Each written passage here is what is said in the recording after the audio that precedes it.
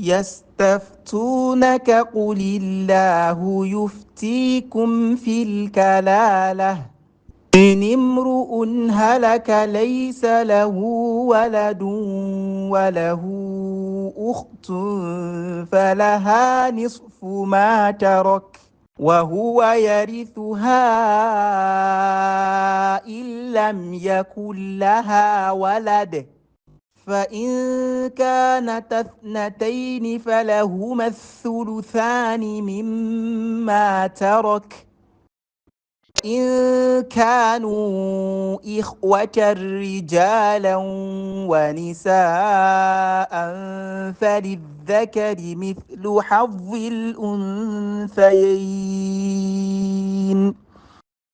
يبين الله لكم أن تضلوا والله بكل شيء عليم.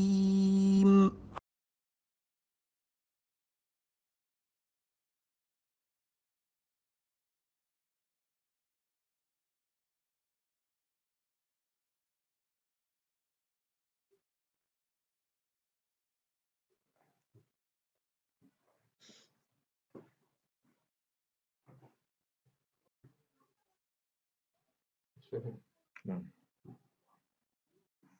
يمكن أن بنا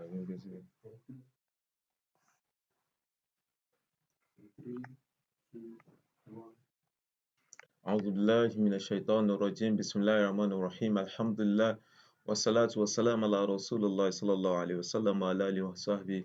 We give thanks to Allah. We ask His blessing on the noblest of mankind, Prophet Muhammad sallallahu alaihi wasallam, his household companions, and all Muslims. Inshallah, we are taking another class today, and the topic goes to the inheritors based on the Quran, Sunnah, and consensus.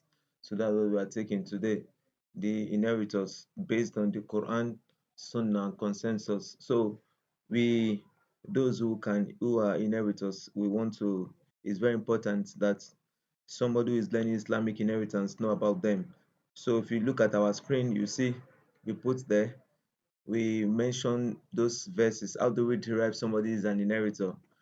um it's very important. We have through the verse of the Quran, we call there's some verses we know as ayatul mawarith, ayatul mawarith, or we can call them ayatul mirath.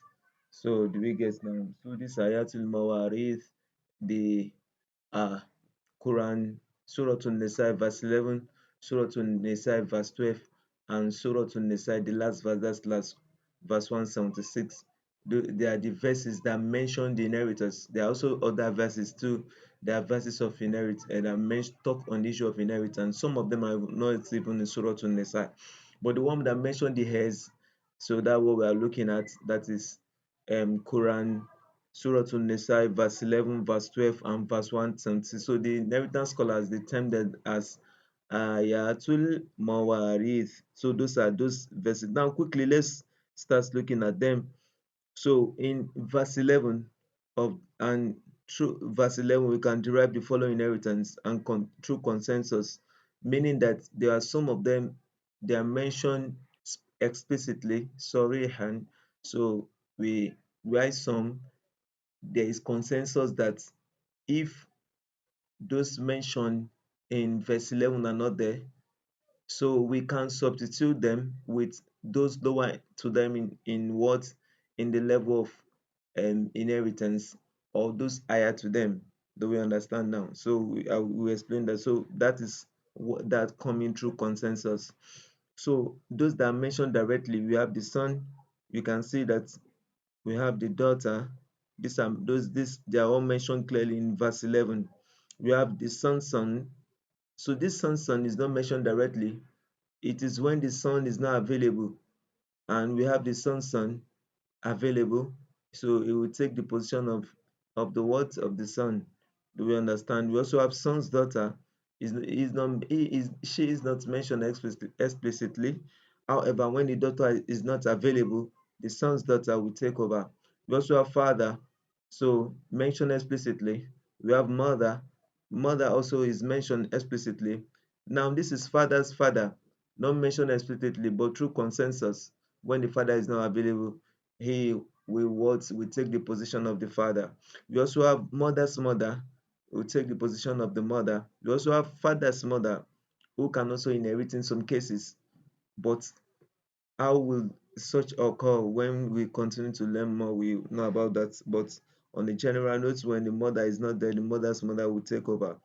The father's mother too can inherit in some cases, but this is not at the time to give us details of that. So let us move on. So let's look at the second in the inheritance. So I'm coming, please. Yeah, let me quickly adjust this. So let's take verse 12. The we have husband, wife. These are those mentioned in verse 12. So these are ways you can know who are the inheritors. Very important. So we have husband, wife, maternal brother, and maternal sister. Do we understand now? So all these they are mentioned in verse 12. And when they are not available, there is no substitute for them. Unlike those in verse 11. Do we understand now? Like the son not there, the son's daughter can take over. The daughter not available. Do we have son's daughter? Yes. The father, father's father can come in, so that we can see with that's why we said verse 11 and consensus. But in verse 12, when any of these are not available, another person will stand in for them. Do we understand now? So the husband, wife, maternal brother, maternal sister. Now the next, let's move on. We have that is the next verse, and that is verse 176. And also we put verse 126 and consensus, like what we call ijma. So we have full brother. All these they are mentioned explicitly. Full brother, full sister. Do we understand? They are mentioned explicitly. So you have paternal brother, paternal sister. Now this they are not mentioned explicitly, but when the full brother and full sister is not available, so full brother, who can substitute for full brother? We have what? Paternal brother. When the full sister too is not available, the paternal sister can take over from that. So that is how we got that, and that is go through, that is the chaos for them. So there's consensus on such agreements. So we also have son of the full brother. Do we get? But the son of the full brother will inherit through what? Through agnation, or what is a residuary here, like meaning that when there's a remainder, it will take over. Do you understand? Not that he will inherit, maybe like taking a furud. No. Also we have the son of the paternal brother. So all the scholars agree upon them that they can inherit also, so based on being the closest relative. Also there are also some other inheritors too that they are not mentioned explicitly in the Quran. Do we get? But we got them through the Sunnah and consensus based on the hadith of the Prophet, where he says, and I quote, that al-hik of hadith of Ibn Abbas, that the Prophet said sallallahu alaihi wasallam, al-hikul fara'idu bi ahliha fama baqiya fawal awla rajulin dhakarin. So we have close males of the deceased, close males of the deceased. This hadith that I just quoted of Ibn Abbas is going to explain as a whole topic, inshallah, so we understand more. But these are what we can deduce from them, from that hadith, because that hadith and this verse 11, verse 12, and verse 176 with the hadith, we call them the Umratul Ahkam of Ilm al Fara'id. So they are the main sources that majority of the law of inheritance are taken from. So do we get now? So we have the full uncle taken from the hadith also, the full uncle, the paternal uncle. What do we mean by full uncle? Because it may confuse somebody who is just a learner in Islamic inheritance. That's my uncle is the uncle, my brother, my dad's siblings. Ah, they are my paternal uncle already now. What's that difference between a full uncle and a paternal uncle? So this can be striking to the heart of somebody who is just learning Islamic inheritance. A full uncle is is the uncle that share the same father and mother with your dad. Do you understand? He said same father and mother with your dad. That's your full uncle. Your paternal uncle is the uncle that share the same father alone with your dad. But your dad and that uncle in particular, that person we are talking about in particular, they have different mother. Do you understand now? So that is what we meant by that. So we also have son of full uncle, son of paternal uncle, male emancipator, female emancipator. So this is very, very important. Now, we now move on. We said anyone among the relatives of the deceased not mentioned above will fall under distant relatives, or what we call other kins.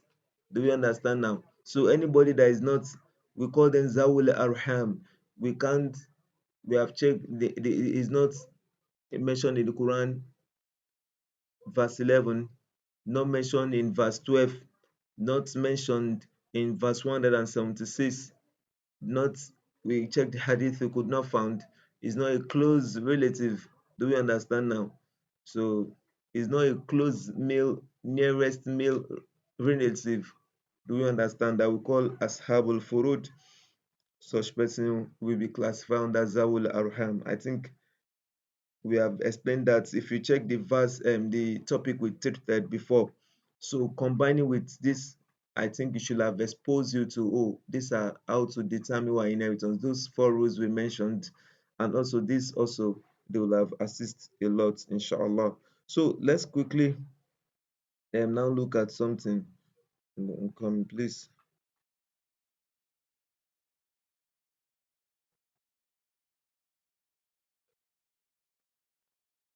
So let us look. I said, now, the following heirs are always entitled to a share.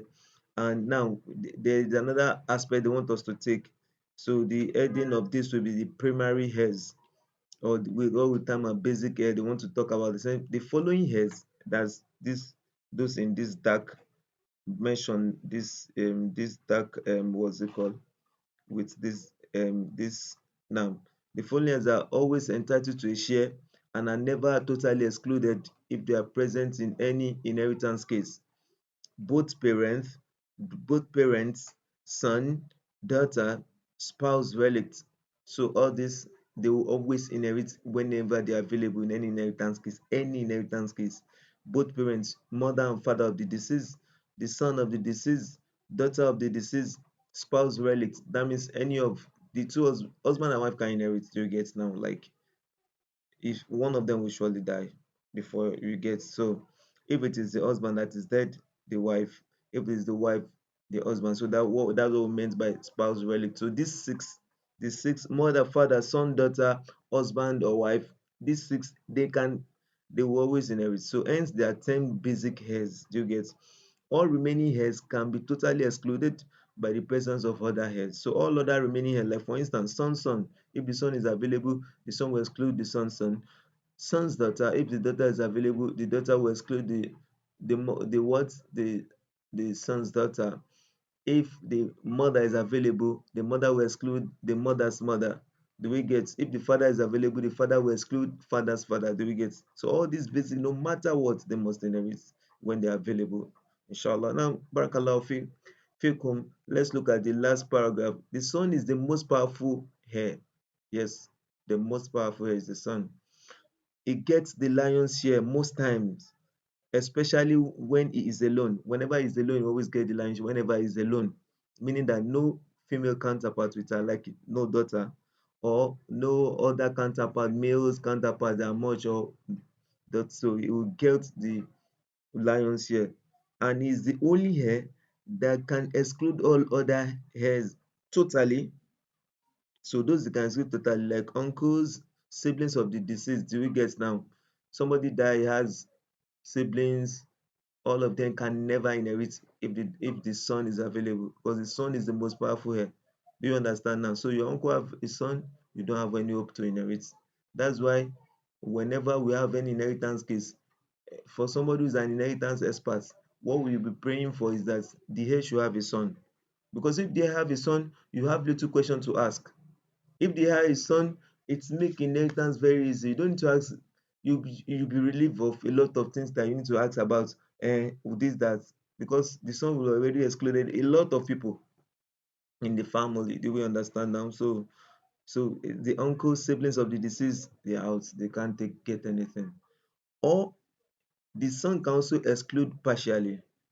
So who are those who exclude? All the people we mentioned here can exclude them partially. They will inherit, but they will not inherit as much as they ought to be. So for instance, like the both parents, if the son is available, they will take 1/6, 1/6. The father is supposed to take the lion's share if the son is not available, but he will not. Do we get? The mother is supposed to take 1/3, but the son is there now. The mother will take 1/3. Now let's look at daughter. Daughter is supposed to take half, but when the son is available, will not take half. They will share the lion's share in 2:1. Do you understand? So spouse verdict, like if the wife of the deceased is available, she ought to take 1/4, but because of the available of the son, she will take 1/8. If the husband is available of the deceased that died, and the deceased a woman, she has a son, what will happen? That son will exclude the husband partially. The husband is supposed to take one, is supposed to take half, but what will happen? He will take 1/4 because of the availability of the son. So that's what meant by partially. Yet the Sharia never assigned to him a fixed share. Allah Akbar. The son is so powerful. Yes, that at every time when he's alone, he takes the lion's share. If he's not there, if other people are there, he will exclude them in one way or the other. Yet the Sharia never said this is half you are getting, this is 1/4, this is Wallah is a miracle. Allah Akbar. If you Allah put all those things, is something we should wonder about. So basically, we are taking this topic. Our main goal is for a student to be able to denote who are the heirs.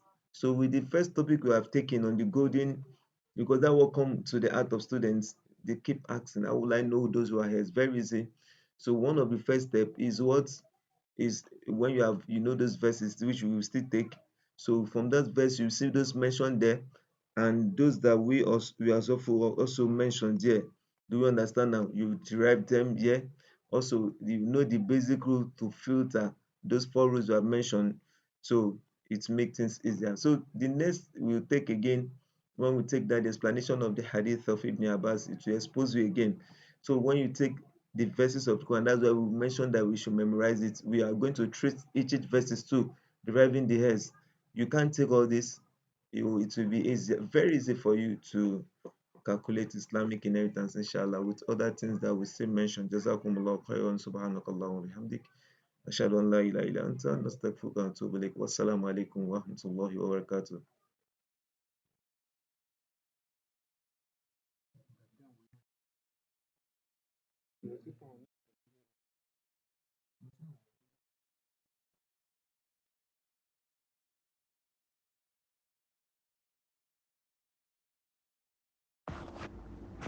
ولكم نصف ما ترك أزواجكم إن لم يكن لهن ولد، فإن كان لهن ولد فلكم الربع مما تركن من بعد وصية يوصين بها أو دين، ولهن الربع مما تركتم إن لم يكن لكم ولد، فإن كان لكم ولد فلهن الثمن مما تركتم من بعد وصية توصون بها أو دين،